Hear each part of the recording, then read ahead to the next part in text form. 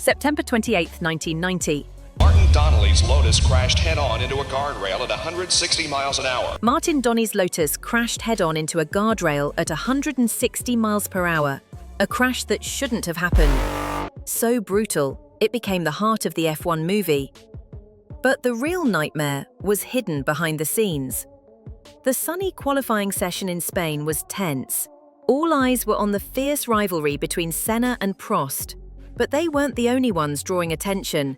Young rookie Martin Donnelly was trying to prove his talent. Then, as he entered a fast left-hander, Martin Donnelly's Lotus crashed head-on into a guardrail at 160 miles per hour, cutting the car in half and throwing Donnelly to the middle of the track, still strapped to the seat. The crash turned into one of the most horrific scenes in Formula One history. The car was ripped in half, one part jammed into the fence, and Donnelly himself flew into the middle of the track, motionless. Marshals rushed in but could do nothing. They just stood there, waiting for the medics. What would happen next is one of the most insane stories in all of Formula One. And he opened my visor.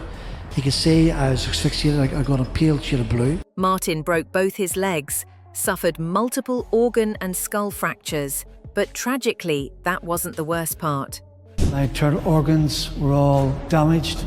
My femur came out the side of my leg, and I was lying on the ground, not breathing because I'd swallowed my tongue.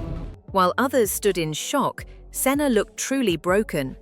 I don't think the marshals at the time knew how to react. They were trying to feel my wrist for a pulse. Martin was a close friend, but more on that later. Senna didn't wait. He climbed the fence and went straight to the crash site. And he got 2 tubes and stuck up my large nose. Got me stabilised again by breathing again with the oxygen. And he cut the helmet straps and passed out the helmet up. And he cut the helmet straps and passed out the helmet up.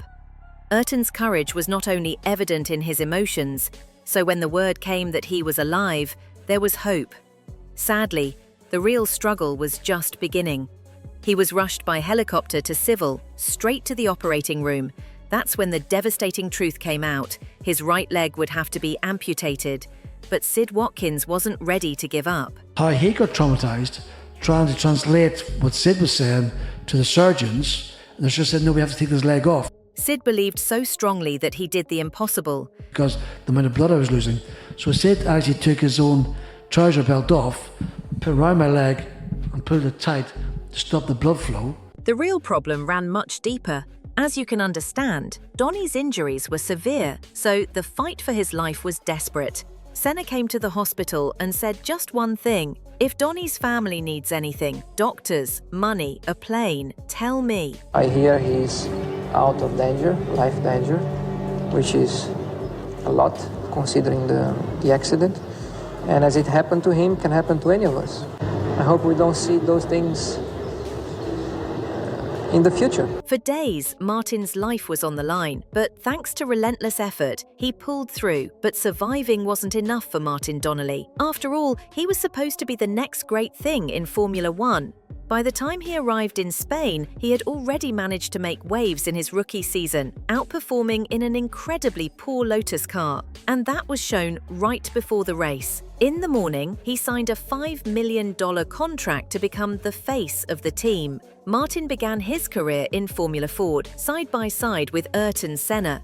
They shared not only the track but also sandwiches for breakfast. So he watched Senna rise to greatness, becoming the face of Formula One. And deep down, Martin believed he could follow the same path. A $5 million contract proved he was almost there. But just as fast as he rose, I was put into an induced coma for 7 weeks.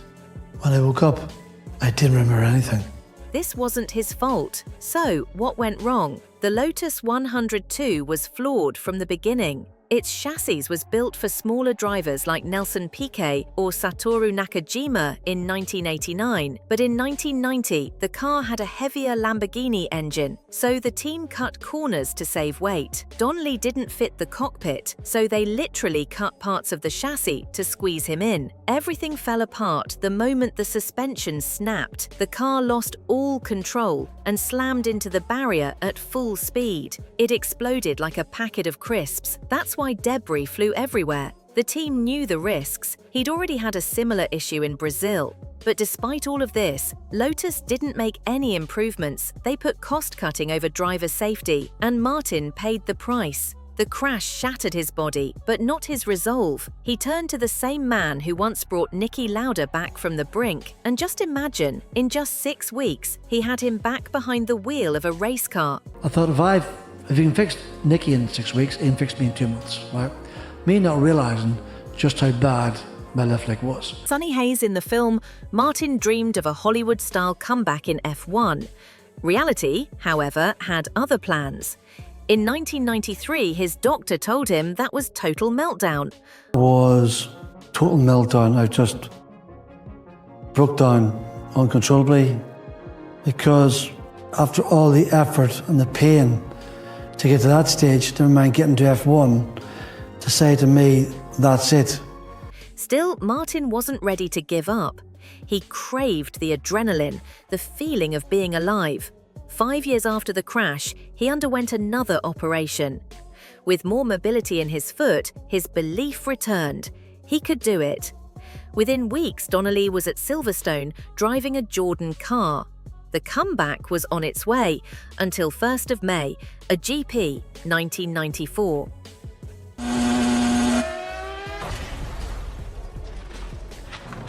What began as an ordinary weekend turned into the darkest chapter in Formula One history.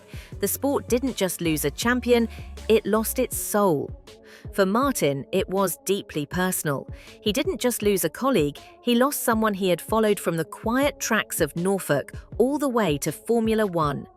The same person who once climbed over a fence just to make sure he was still alive, that moment changed his life.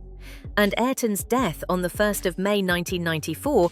And Ayrton's death in the 1st of May 1994, I think eventually for me, was the final nail in the coffin. Senna too was driving a car that had been modified, adjusted to give him more room in the cockpit. Like Donnelly, he crashed in a fast sweeping corner.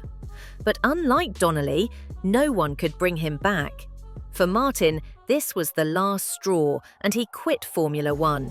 Everyone knew the safety flaws that led to Martin's crash, but it took a legend's death to finally force change.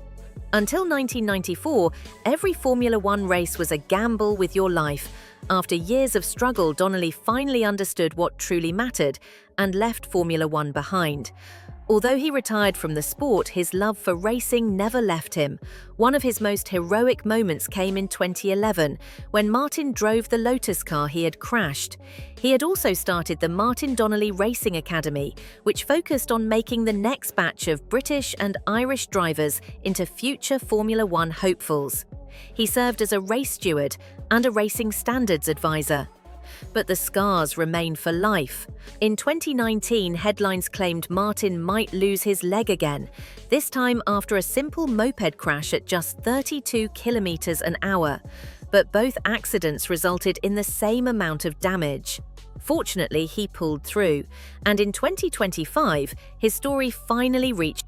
It was Lewis Hamilton who first approached him with the idea, telling him they were going to use him as executive producer on the film. Brad Pitt, who plays a character inspired by Donnelly, credits him with inspiration and said that it's only fitting that one of the most incredible tales of survival gets the global recognition that it deserves. But Donnie's crash wasn't the only one that inspired the film. That airborne flip, that was based on Alex Peroni, one of the strangest crashes in racing history. What happened to Alex Peroni? Oh my goodness me. And the flames that engulfed Joshua Pierce, straight from Romain Grosjean's miracle escape. A moment that proved just how far F1's safety had come. If you want to see the full story and the price paid for that progress, watch the video on the worst crashes in Formula.